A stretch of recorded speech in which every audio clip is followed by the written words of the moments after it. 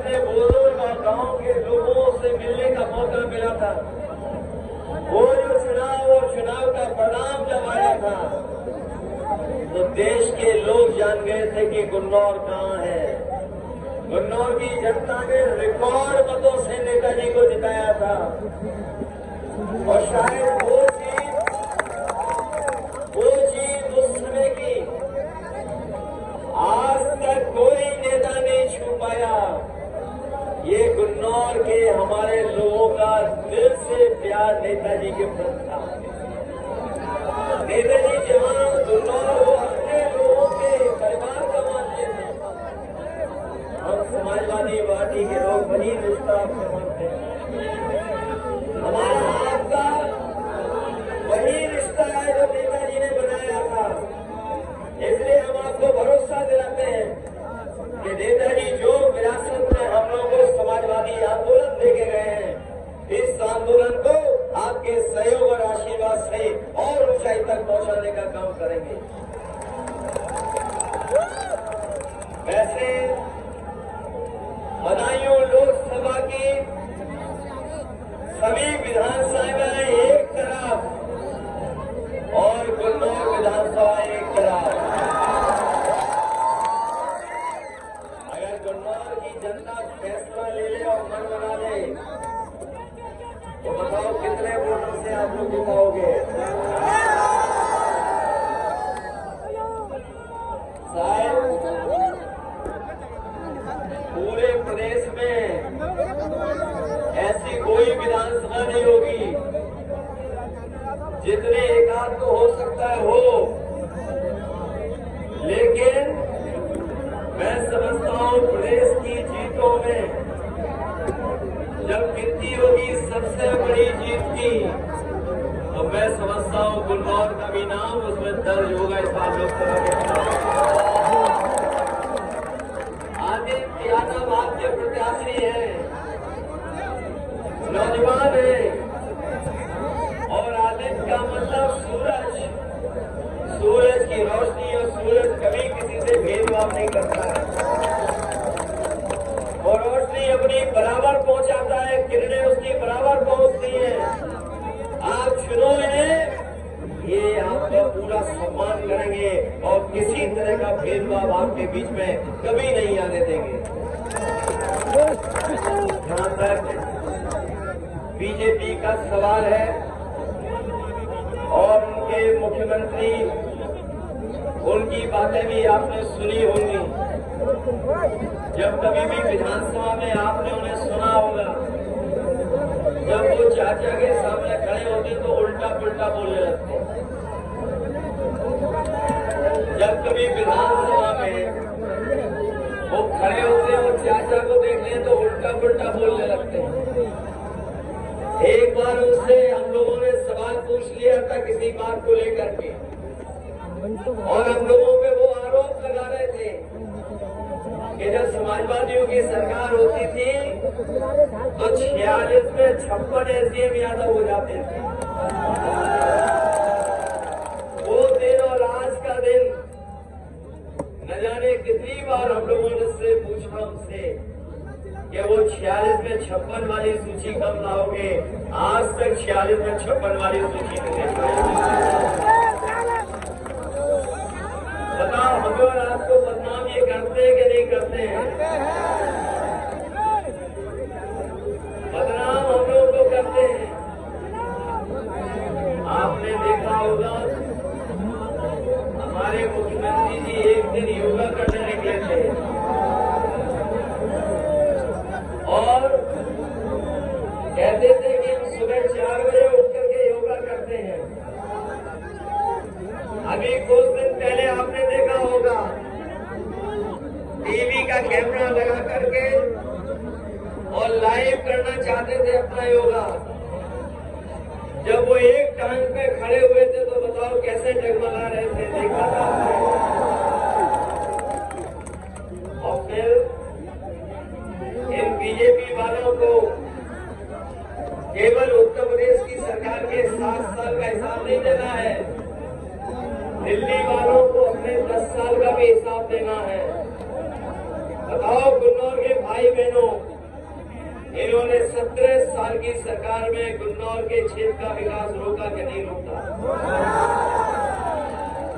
जिस तरीके से सड़कें बनने लगी थी, जो सड़कें पतली थी वो चौड़ी हो गई, बिजली के इंतजाम के लिए सबस्टेशन बन गए और सबस्टेशन बना करके बिजली पहुंचने लगी।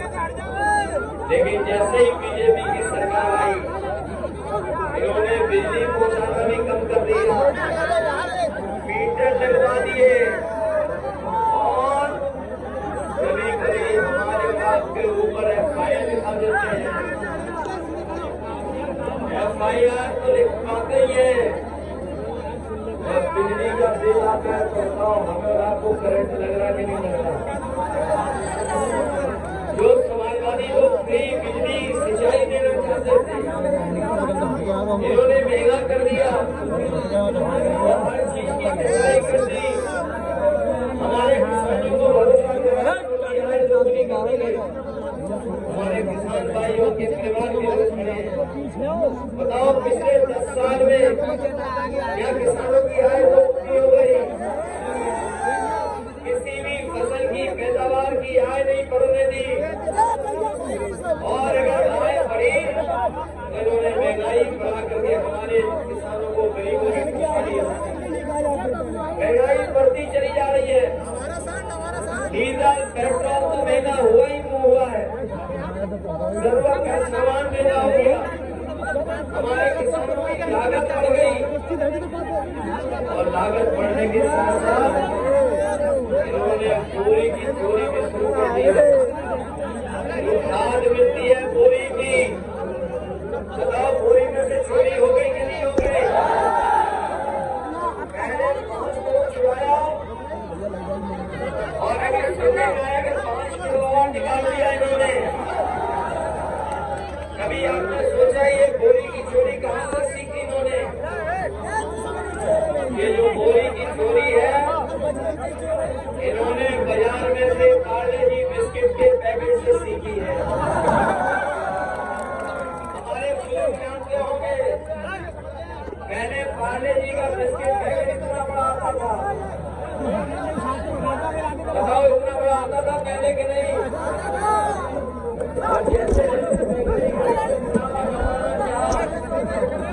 वही पैकेट छोटा हो गया कि नहीं हो गया? और बताओ बिस्किट का पैकेट आ रहा है,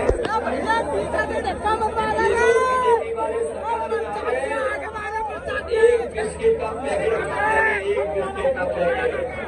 और आपकी बोरी से जो 10 किलो चोरी की है, ये लोग सत्ता में आगे दोबारा हमारे किसानों को खाद नहीं मिलेगी। बताओ धोखा दे रहे कि नहीं दे रहे?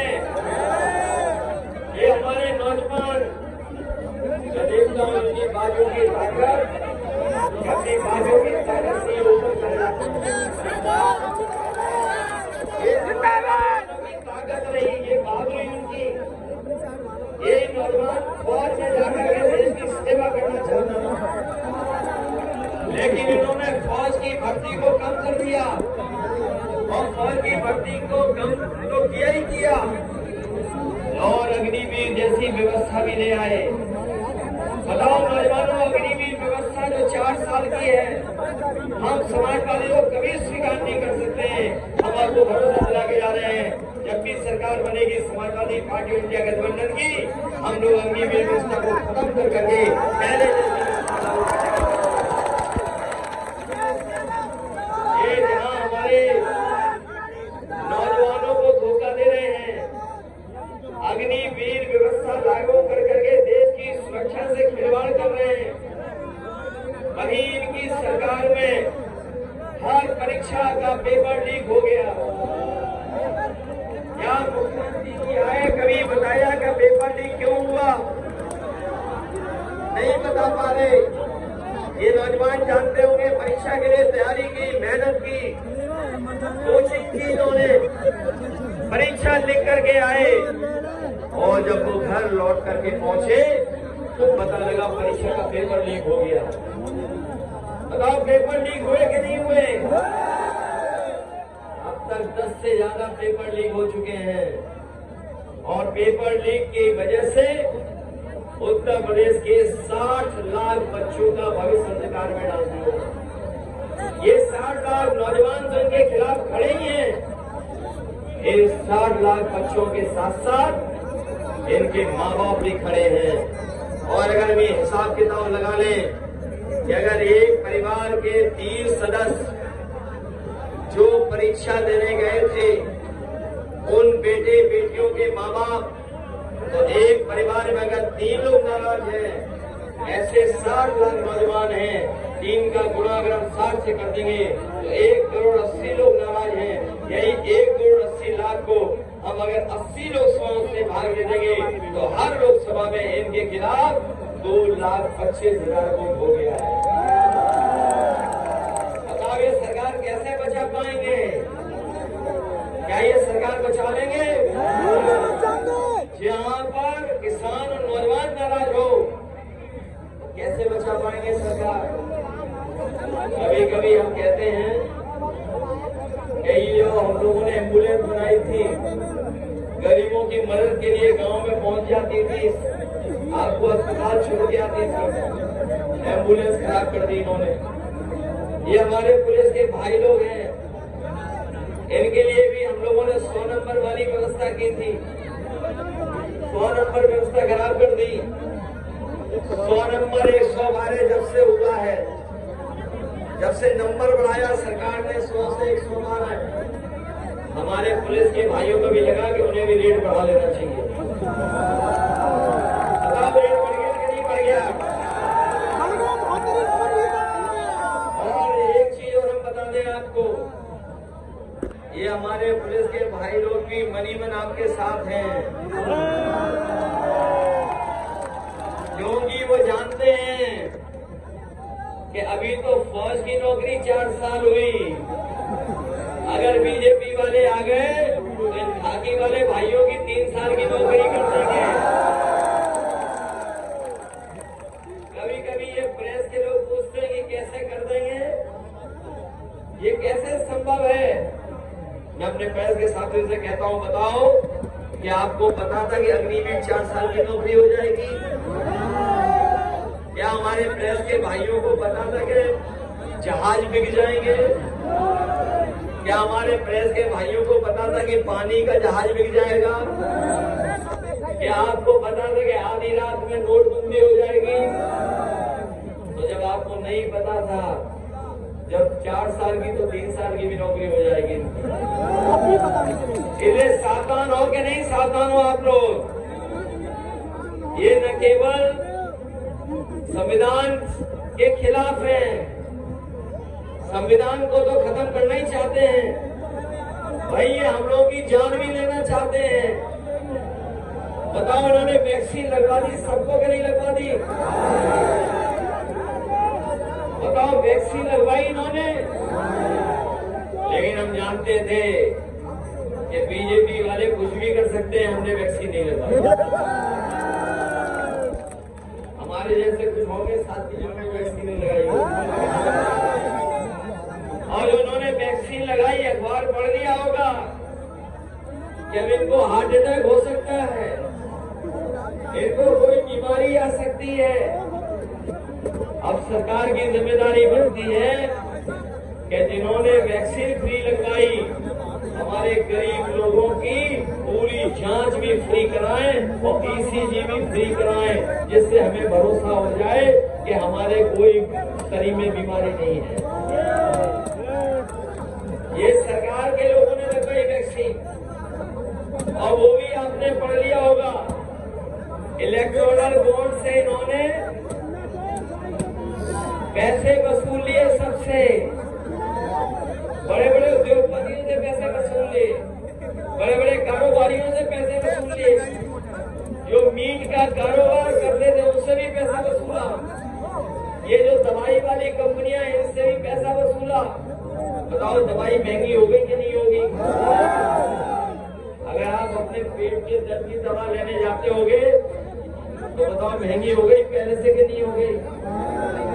कुछ दवाइयों के पर्चे छोटे हो गए हैं, गोली छोटी कर दी इन्होंने। बताओ मुनाफा कमा रहे हैं कि नहीं कमा रहे हैं? ये जो बीजेपी वालों ने चंदा वसूला जिन लोगों से, वही लोग मुनाफा कमा रहे हैं। उसी की वजह से हमें और आपको महंगाई का सामना करना पड़ रहा है। हम अपने किसान भाइयों को भरोसा दिला के जा रहे हैं।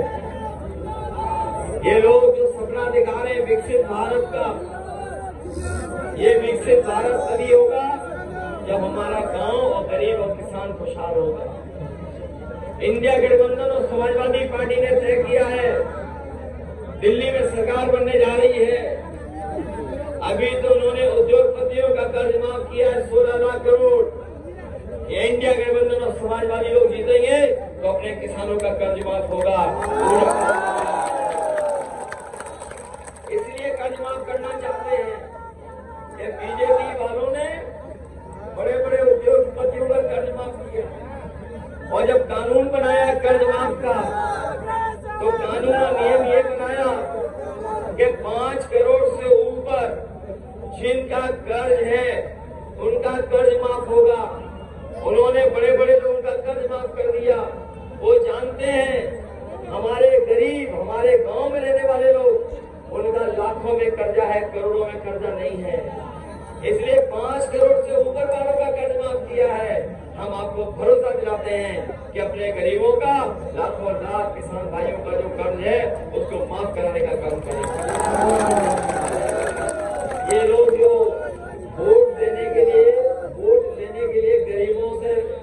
गरीबों को राशन दे रहे थे, जब चुनाव था तो बताओ रिफाइंड तेल दे रहे थे, रिफाइंड तेल मिल रहा था, नमक मिल रहा था, दाल मिल रही थी राशन में। बताओ अब राशन में क्या मिल रहा है आपको? राशन में क्या दे रहे हैं? बाजरा दे रहे हैं।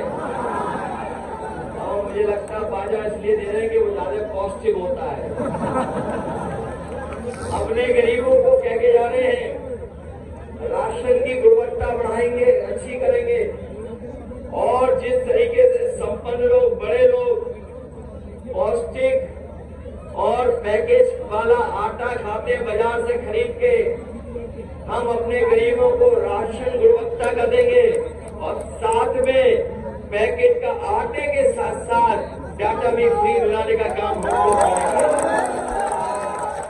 क्योंकि आज जितना हमारे लिए राशन और आटा जरूरी है, उतना ही जरूरी डाटा है। और डाटा जरूरी है कि नहीं है?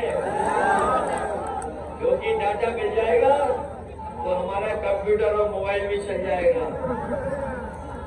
समाजवादियों ने इतना बड़ा लैपटॉप दिया था और बीजेपी वालों ने इतना बताओ छोटा दे दिया कि नहीं दे दिया? हम लोगों ने इतना बड़ा दिया था, इन्होंने इतना छोटा कर दिया। और हम लोग की नकल की कि जब हमारा लैपटॉप कोई चलाता होगा तो उसमें सबसे पहले नेताजी दिखाई देते होंगे, वो आज भी चल रहा होगा। इन्होंने वहां से नकल कर ली और छोटा कर दिया, और चलाते रहो, उंगली घिसते रहो, वो चलता ही नहीं है। बताओ धोखा दे रहे हैं कि नहीं दे रहे हैं? जहां हमारी फसल की कीमत नहीं दे रहे हैं, भाई हमें फसल भी अपनी बचानी पड़ रही है। फसल को बचाना पड़ रहा है तार लगा के।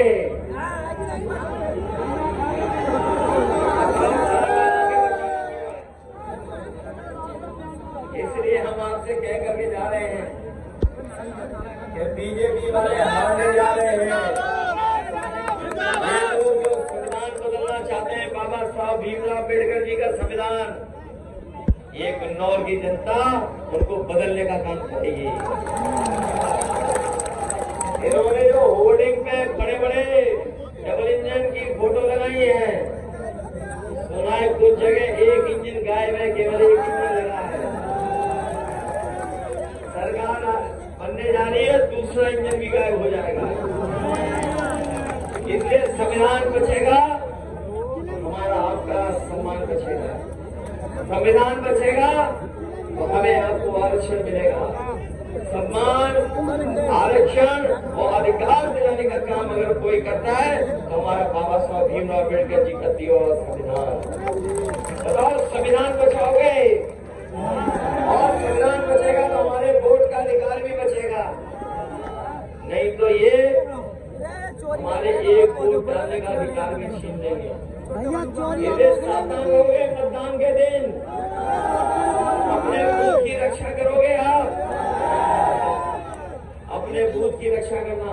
हम इन्हीं शब्दों के साथ आप सबसे धन्यवाद देते अपील करते हैं। आप सब लोग मिलकर के उन्नाव की सबसे बड़ी जीत होगी कि नहीं होगी? पहले जैसा कड़वट तो नहीं हो जाएगा। बताओ, पहले अगर गुलनौर वालों को हम लोग मना लेते तो बताओ धर्मेंद्र जीत जाते कि नहीं जीत जाते?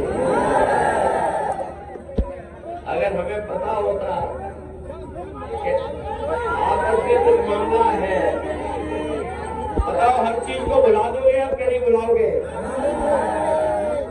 ये बताओ, समाजवादी पार्टी का चुनाव है कि नहीं है?